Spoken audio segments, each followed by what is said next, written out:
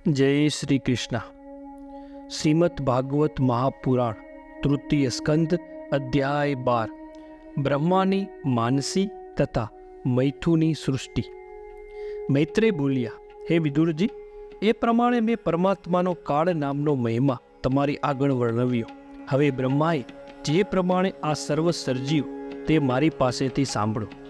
બ્રહ્માએ પોતાની સૃષ્ટિમાં સૌથી પ્રથમ તમસ, મોહ, મહામોહ, તામિસ્ત્ર અને અંધતા મિસ્ત્ર એ 5 અવિદ્યાની વૃત્તિઓ ઉત્પન્ન કરી।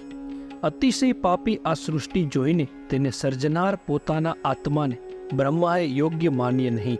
પછી તેમણે ભગવાનના ધ્યાનથી પવિત્ર વડે સનક, સનંદન, સનાતન અને સનત કુમાર એ 4 મનુઓ રૂપી બીજી સૃષ્ટિ ઉત્પન્ન કરી।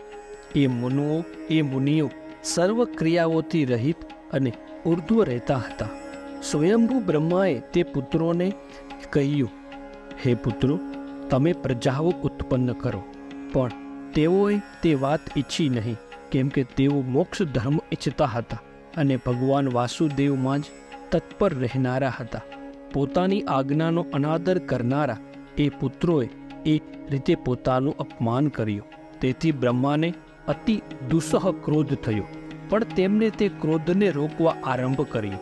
બુદ્ધિપૂર્વક રોકવામાં આવેલા છતાં તે ક્રોધ બ્રહ્માની ભ્રુકુટીની વચ્ચેથી નીલ લોહિત કુમાર રૂપે તત્કાળ ઉત્પન્ન થયો।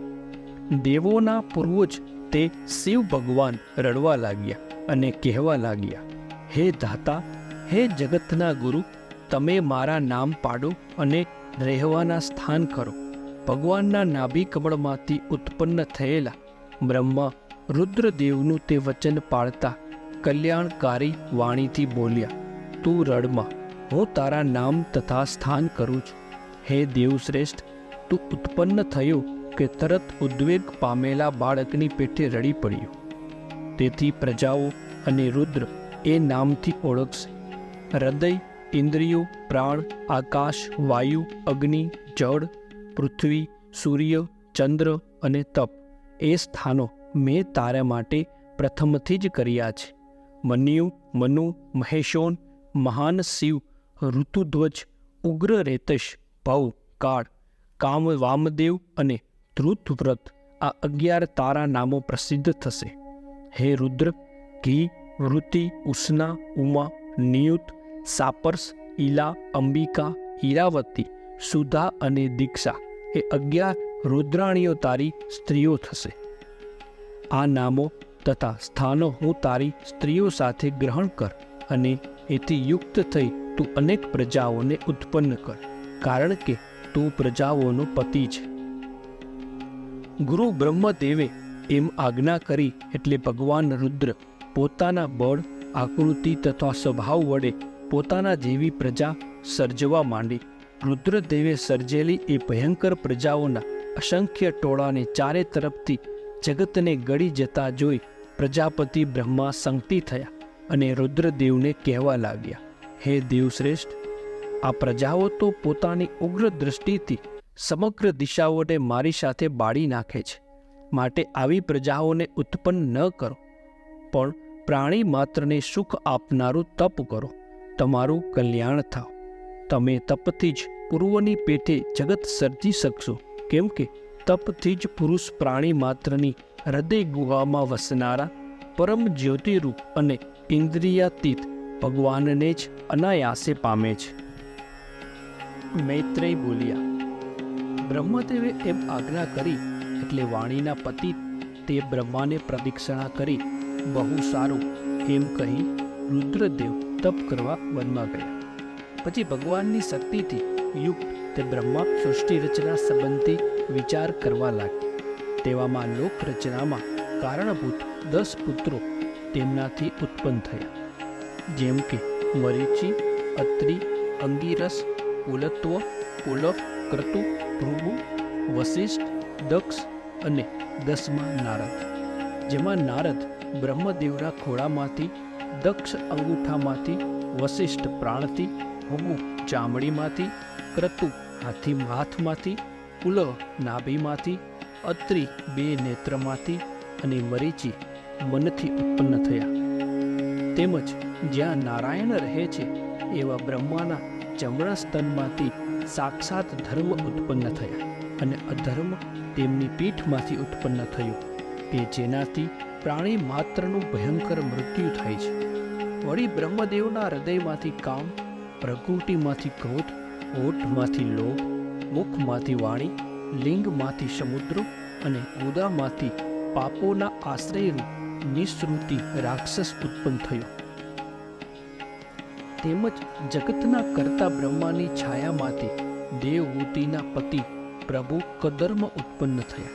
એ રીતે બ્રહ્માના મન તથા શરીરથી આ જગત ઉત્પન્ન થયું. હે વિદુરજી, બ્રહ્માએ મનને હરણ કરતી પોતાની સુંદર પુત્રી સરસ્વતીને તે ઈચ્છતી ન હતી, છતાં કામાસક્ત થઈ ઈચ્છા હતી એમ અમે સાંભળ્યું છે. એમ જેમણે અધર્મમાંથી બુદ્ધિ કરી હતી એવા તે પિતાને જોઈ મરીચી વગેરે મુનિઓએ આપણું કહેવું માનશે એવા વિશ્વાસથી તેમને આમ સમજાવ્યા. તમે સમર્થ છો તો પણ કામને વશ ન કરી પુત્રી પ્રત્યે વિષય વાસનાથી ગમન કરો. એ નિંદ કર્મ તમારાથી પૂર્વ થયેલાઓએ પણ હજી કર્યું નથી અને બીજા કોઈ કરશે નહીં. હે જગતના ગુરુ, તેજસ્વી પુરુષોને પણ આ કર્મ સત્કીર્તિ આપનાર જ હોય, કેમ કે તેમના ચરિત્રને અનુસરવાથી જ આ લોકો પણ કલ્યાણ પામવા સમર્થ થાય છે. જેમણે આત્માની અંદર રહેલા આ જગતને પોતાના તેજથી પ્રગટ કર્યું છે, તે આપ ભગવાનને અમે નમસ્કાર કરીએ છીએ. તે આપ ધર્મનું રક્ષણ કરવા યોગ્ય છો. એમ પોતાની આગળ આ પ્રમાણે કહી રહેલા પ્રજાપતિ પુત્રોને જોઈ બ્રહ્માએ તે સમયે શરમાઈને પોતાના એ શરીરનો ત્યાગ કર્યો, એટલે એ ઘોર શરીરને દિશાઓએ ગ્રહણ કર્યું, જેને ધુમ્મસ તથા અંધારું કહે છે. પછી કોઈ સમયે બ્રહ્માએ વિચાર કર્યો, પૂર્વકલ્પમાં જેમ હળીમળીને લોકો રહેતા હતા તેવા લોકોને હું કેવી રીતે સર્જીશ. આવો વિચાર કરતા જ તેમના 4 મુખમાંથી વેદો થયા. તેમજ હોતા વગેરે 4 ઋત્વિજોના કર્મ, યજ્ઞોનો વિસ્તાર, ઉપવેદો, ન્યાયો, ધર્મના 4 ચરણો, 4 આશ્રમો તથા 4 આશ્રમોની આજીવિકાઓ પણ ઉત્પન્ન થઈ. વિદુરજી બોલ્યા, હે તપોવન, પ્રજાપતિઓના ઈશ્વર બ્રહ્માએ મુખથી વેદ વગેરે ઉત્પન્ન કર્યા, તો એ દેવ જે મુખમાંથી જે દે વેદ ઉત્પન્ન કર્યા હોય તે મને કહો. મૈત્રેય બોલ્યા, બ્રહ્માએ ઋગ્વેદને આગલા મુખથી, યજુર્વેદને જમણા મુખથી, સામવેદને પાછલા મુખથી અને અથર્વવેદને ઉત્તર તરફના મુખથી ઉત્પન્ન કર્યા. તે જ પ્રમાણે શસ્ત્રકર્મ, ઇર્જ્યાકર્મ, સુસ્તિસ્તોમ તથા પ્રાયશ્ચિતને પણ એ જ ક્રમે ઉત્પન્ન કર્યા. વળી આયુર્વેદ, ધનુર્વેદ, ગાંધર્વ વેદ તથા વિશ્વકર્માના સ્થાપત્ય વેદ, શિલ્પશાસ્ત્રને પણ બ્રહ્માએ પોતાના પૂર્વ, દક્ષિણ, પશ્ચિમ તથા ઉત્તર તરફના મુખથી અનુક્રમે ઉત્પન્ન કર્યા. ઇતિહાસ તથા પુરાણ રૂપી 5મો વેદ તે સર્વદ્રષ્ટા સમર્થ બ્રહ્માએ પોતાના સર્વ મુખોથી ઉત્પન્ન કર્યા. વળી 16 અને ઉકત યજ્ઞને પૂર્વ મુખથી, પુરુષી તથા અગ્નિ હોમ યજ્ઞને દક્ષિણ મુખથી, આપતોર્યાર્મ તથા અતિરાત્ર યજ્ઞને પશ્ચિમ મુખથી અને બાજપેયી તથા ગોસવ યજ્ઞને ઉત્તર મુખથી ઉત્પન્ન કર્યા. વળી વિદ્યા, દાન, તપ અને સત્ય એ ધર્મના 4 ચરણો તથા બ્રહ્મચર્ય, ગૃહસ્થ, વાનપ્રસ્થ તથા સંન્યસ્તએ 4 આશ્રમો તેમની આજીવિકાઓ સાથે અનુક્રમે પૂર્વ, દક્ષિણ, પશ્ચિમ તથા ઉત્તર મુખોમાંથી સર્જ્યા છે. આમાં બ્રહ્મચર્યાશ્રમ 4 પ્રકારનો છે: સાવિત્ર, પ્રાજાપત્ય, બ્રાહ્મણ તથા બૃહદ. ગૃહસ્થાશ્રમ એક જ પ્રકારનો છે, પણ તેમાં કરવાની આજીવિકા 4 પ્રકારની છે: ખેતી વગેરે વાર્તા નામની આજીવિકા, યજ્ઞયામ કરાવવા રૂપી સંચય નામની આજીવિકા, કોઈની પાસે માંગ્યા વિના આજીવિકા ચલાવવી તે શાલીન નામની આજીવિકા અને બજારમાં વેચતા ખરીદતા એની મેળે વેરાયેલા દાણાઓ વીણી લાવી આજીવિકા કરવી તે સિલોંચ નામની આજીવિકા છે. હવે વનમાં રહેનારા વાનપ્રસ્થો 4 પ્રકારના છે: વૈખાનસ, વાલખિન્ય, આંદુબર અને ફેનપ. વળી ચોથો સંન્યાસ આશ્રમમાં પણ 4 ભેદો છે: કુટીચક, બહુદક, હંસ અને નિષ્ક્રિય.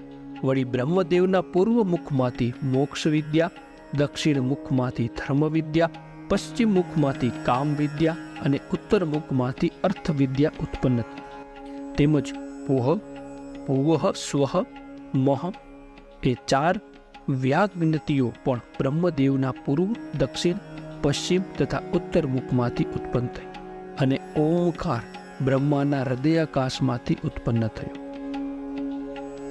વળી તે સમર્થ પ્રજાપતિ બ્રહ્માના રૂવાડામાંથી ઉષ્ણિક છંદ, ત્વચામાંથી ગાયત્રી, માંસમાંથી ત્રિષ્ટુપો, સ્નાયુમાં નામની નાડીથી અનુષ્ટુપ, હાડકામાંથી જગતી, મજ્જામાંથી પંક્તિ અને બ્રાણથી ભ્રુવતી છંદ ઉત્પન્ન થયો. વળી ક થી મ સુધીના 25 સ્વર અક્ષર બ્રહ્માના જીવરૂપે થયા છે. અ વગેરે સ્વરો તેમનું શરીર કહેવાય છે. સ, સ, સ, હ એ ઉષ્માક્ષરો એમની ઇન્દ્રિયો કહેવાય છે. ય, ર, લ, વ એ 4 અંતઃસ્થ અક્ષરો તેમનું બળ કહેવાય છે અને 7 સ્વરો બ્રહ્માની ક્રીડામાંથી થયા છે. એ રીતે બ્રહ્મદેવ શબ્દ બ્રહ્મ સ્વરૂપ છે અને વૈખરી વાણી તથા ઓમકાર પણ આત્મા છે. તેથી તેમને અનેક જાતની શક્તિઓથી બુદ્ધિ પામેલ વ્યાપક પરબ્રહ્મનો નિત્ય સાક્ષાત્કાર થાય છે. બ્રહ્માએ પ્રથમ કામાસક્ત શરીર છોડ્યું હતું કે જાગર તથા અંધકાર રૂપે થયું હતું. તેથી હવે તેમણે બીજું શરીર ગ્રહણ કરી સૃષ્ટિ રચવામાં મન કર્યું હતું. હે વિદુરજી, મરીચી વગેરે ઋષિઓ જોકે ઘણા જ પરાક્રમી હતા. તેઓની સૃષ્ટિનો વિસ્તાર ન થયેલો જાણી બ્રહ્માએ તેની વૃદ્ધિ માટે ફરી વિચાર કર્યો હતો. અહો, આ આશ્ચર્ય છે કે હું નિત્ય સૃષ્ટિની વૃદ્ધિ માટે વ્યાપાર કરું છું, છતાં મારી પ્રજાઓ વૃદ્ધિ પામતી નથી. તો આમાં નક્કી દૈવ્ય જ વિઘાતક છે. એમ વિચારી સૃષ્ટિની બુદ્ધિ માટે તેમણે યોગ્ય પ્રયત્ન કર્યો અને ઈશ્વર કૃપાની રાહ જોવા માંડી. તેવામાં તેમના શરીરના 2 વિભાગ થયા, જેને હજી પણ લોકો કાય કહે છે. એ 2 રૂપના વિભાગોમાંથી સ્ત્રી પુરુષનું યુગલ થયું. તેમાં જે પુરુષ હતો તે ચક્રવર્તી રાજા સ્વયંભૂ મનુ હતા અને જે સ્ત્રી હતી તે સતરૂપા નામની એ મહાત્માની મહારાણી હતી. પછી તે વખતે મિથુન ધર્મથી પ્રજાઓ વધવા માંડી. સ્વયંભુએ પણ સતરૂપામાં 5 સંતાનો ઉત્પન્ન થયા. તેમાં હે ભારત, પ્રિયવ્રત અને ઉત્તાનપાદ નામે 2 પુત્રો અને આકૃતિ, દેવહૂતિ તથા પ્રસૂતિ નામે 3 કન્યાઓ હતી. હે શ્રેષ્ઠ વિદુરજી, સ્વયંભુએ આકૃતિ રચીને વચલી દેવહૂતિ કકર્દમને અને પ્રસૂતિ દક્ષને આપી આ 3 સંતતિ જગત ભરાઈ ગયું. શ્રીમદ ભાગવત મહાપુરાણ તૃતીય સ્કંદ અધ્યાય 12 સમાપ્ત. જય શ્રી કૃષ્ણ.